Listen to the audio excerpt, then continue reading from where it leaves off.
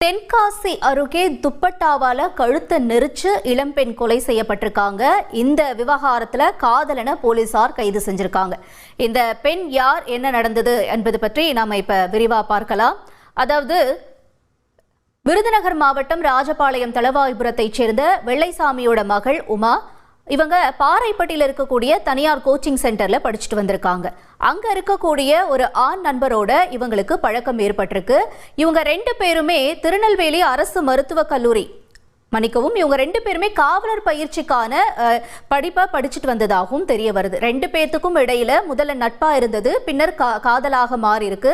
2 பேரும் காதல் பண்ணிட்டு இருந்த கொஞ்ச நாள்ல 2 பேருக்கும் வாக்குவாதம் ஏற்பட்டிருக்கு. அதாவது என்னன்னா, இந்த உயிரிழந்திருக்கக்கூடிய திரையில பார்த்துட்டு இருக்கோம் இல்லையா, இந்த பெண் வந்துட்டு சமூக வலைத்தளங்கள்ல கொஞ்சம் ஆர்வமா இருந்திருக்காங்க. இதை ராஜேஷ் அவ்வப்போது தட்டி கேட்டிருக்காரு. இதனால 2 பேருக்கும் அடிக்கடி பிரச்சனையும் வந்திருக்கு. அதுக்கப்புறமா சமாதானம் செய்யறதும் திரும்ப